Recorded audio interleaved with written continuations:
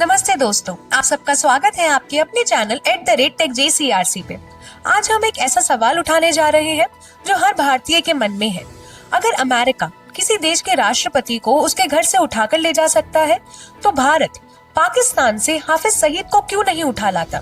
आज की इस वीडियो में हम समझेंगे कि अमेरिका ने वेनेजुएला में क्या किया, उसके पीछे असली वजह क्या थी और सबसे अहम सवाल, भारत ऐसा क्यों नहीं करता?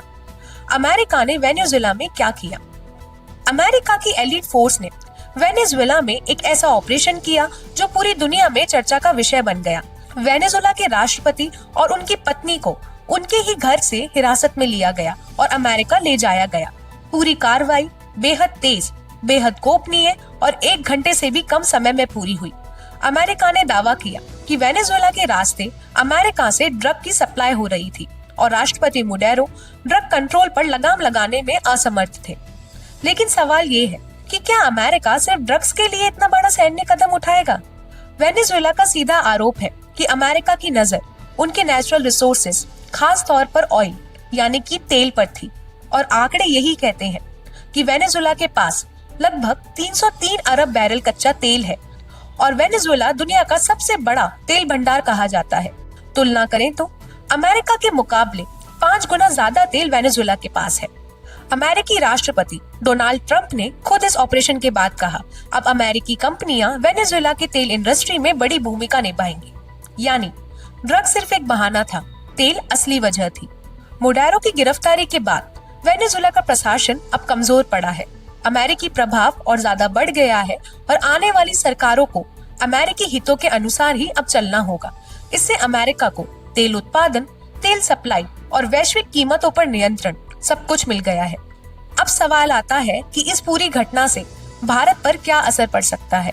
तो भारत और चीन दोनों वेनेजुएला से तेल लेते हैं, लेकिन अब अमेरिका तेल निकालेगा, तेल बेचेगा और भारत चीन को साइडलाइन किया जाएगा।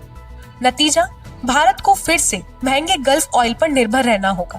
पेट्रोल, डीजल सब महंगे हो सकते हैं, महंगाई बढ़ सकती है।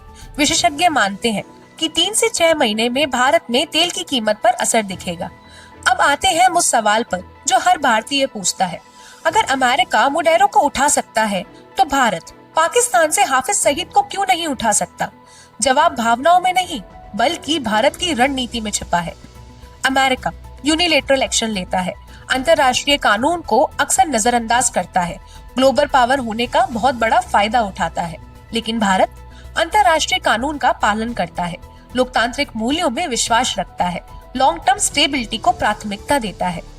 भारत जानता है कि एक गलत कदम पूरे दक्षिण एशिया को युद्ध में झोंक सकता है। अगर भारत भी हर मुद्दे पर सैन्य कार्रवाई करने लगे, तो क्या ये सही होगा? विशेषज्ञों के अनुसार भारत को अपने विकल्प खुले रखने हैं, कूटनीति, दबाव और रणनीति से काम लेना है, सही समय पर सही तरीके से कदम उठाना है। भारत का असली फोकस है राष्ट्रीय हित, आर्थिक स्थिरता और नागरिकों की सुरक्षा। इस पूरे इंसिडेंट से एक बात तो साफ होती है कि अमेरिका ताकत दिखाता है और भारत संयम, और इतिहास गवाह है, जो देश संयम और रणनीति से चलता है वही लंबे समय तक मजबूत भी रहता है। भारत आज जो कर रहा है वो कमजोरी नहीं, बल्कि समझदारी है। तो दोस्तों, अगर आपको भी ये वीडियो पसंद आया हो तो देश हित के लिए इस वीडियो को शेयर कीजिए और कमेंट में जरूर लिखिए जय हिंद। और हाँ, आपके अपने चैनल @techjcrc को लाइक, शेयर एंड सब्सक्राइब करना मत भूलिएगा। धन्यवाद। जय हिंद।